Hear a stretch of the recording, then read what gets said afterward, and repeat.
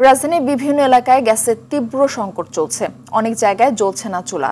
দিনের বেশিরভাগ সময় গ্যাস না থাকায় চরম ভোগান্তি পোহাতে হচ্ছে নগরবাসীকে। কখনো ভোরে আবার কখনো গভীর রাতে গ্যাস আসে, তাও স্থায়ী হয় ঘন্টা খানেক। আবার কিছু কিছু জায়গায় গতকাল থেকে নেই একেবারেই। শুধু আবাসিক নয়, এই সংকট দেখা দিয়েছে গ্যাস পাম্পগুলোতেও।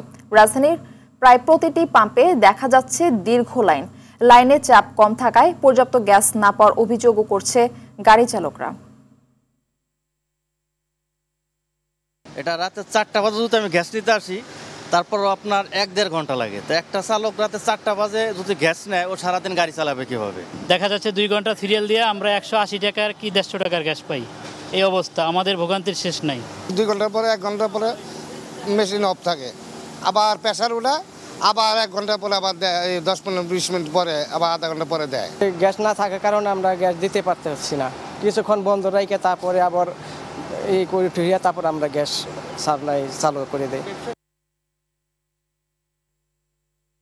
এই মুহূর্তে রাজধানীর তেজগাঁও এলাকা থেকে সরাসরি যুক্ত হচ্ছেন সহকর্মী সাকিবুর রহমান। সাকিব, গ্যাসের সংকটের কারণ জানতে পেরেছেন কি, জানাবেন?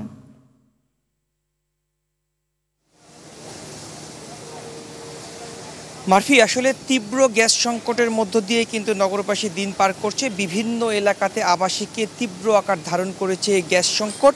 তার ব্যতিক্রম নয় কিন্তু এই সিএনজি স্টেশনগুলো। সেখানেও আমরা দেখছি দীর্ঘ লাইন। সেই লাইন কিন্তু একেবারে পাম্প ছাড়িয়ে রাস্তাগুলোতে চলে যাচ্ছে। বিশেষ করে শুক্রবার দিনে কিন্তু কোনো লাইন থাকে না। শুক্রবার দিনে মানুষ স্বাচ্ছন্দ্যে এসে গ্যাস নিতে পারেন, গ্যাসের যখন চাপ থাকে। কিন্তু আজকে দেখা যাচ্ছে তার একেবারে ভিন্ন চিত্র। এই গ্যাস পাম্প ছাড়িয়ে রাস্তায় লাইনগুলো কিন্তু কয়েক কিলোমিটার পর্যন্ত দীর্ঘ হচ্ছে। এখানকার যারা বিশেষ করে গ্যাস দেন, যারা পাম্পের মালিক বলেন, শ্রমিক বলেন, তারা বলছেন যে আসলে এর সমাধানের কোনো পথ তারা দেখছেন না, বা কবে নাগাদ এটি সমাধান হবে এমনটিও কিন্তু তিতাস থেকে বা কোথাও থেকে কোনো কিছু জানানো হচ্ছে না। আমরাও তিতাসের সঙ্গে যোগাযোগ করেছি। তারাও আসলে বলছেন যে গতকালকে কয়েকটি জায়গায় শাটডাউন ছিল, যার ফলে কিন্তু কিছু কিছু জায়গায় গ্যাসের সংকট ছিল। কিন্তু তারা বলছিলেন যে সন্ধ্যার পরে সেটি ঠিক হয়ে যাবে। কিন্তু আমরা বিভিন্ন এলাকায় অনেকের সঙ্গে কথা বলে জানতে পেরেছি আসলে সন্ধ্যা কেন, রাত গড়িয়ে আজ সকালেও কিন্তু সে সকল এলাকায় গ্যাসের একেবারে দেখা নেই। বাসাবাড়িতে মানুষ ভোগান্তিতে দিন পার করছেন। বাসাবাড়ি রান্না বাড়ি একেবারে বন্ধ হয়ে গিয়েছে এবং সেখানে তারা খাবার কিনে এনে খাচ্ছেন। গ্যাস পাম্পগুলোতেও একই অবস্থা। ড্রাইভাররা বলছেন যে ঘন্টার পর ঘন্টা তারা লাইনে দাঁড়িয়ে থেকে, যেখানে একটি সিলিন্ডারে 5 থেকে 700 টাকার গ্যাস ভরার কথা, সেখানে তারা 150 থেকে 200 টাকার মধ্যে গ্যাস পাচ্ছেন। এবং যার ফলে কিন্তু তাদেরকে দিনের মধ্যে একাধিকবার এখানে লাইন দিতে হচ্ছে এবং সেই লাইনটা কিন্তু অনেক দীর্ঘ হচ্ছে। যেটি বলছিলাম যে কয়েক কিলোমিটার লাইন যাচ্ছে, সেখানে তারা 2 ঘন্টা 2.5 ঘন্টা লাইনে দাঁড়িয়ে কেবলমাত্র অল্প গ্যাস পাচ্ছেন।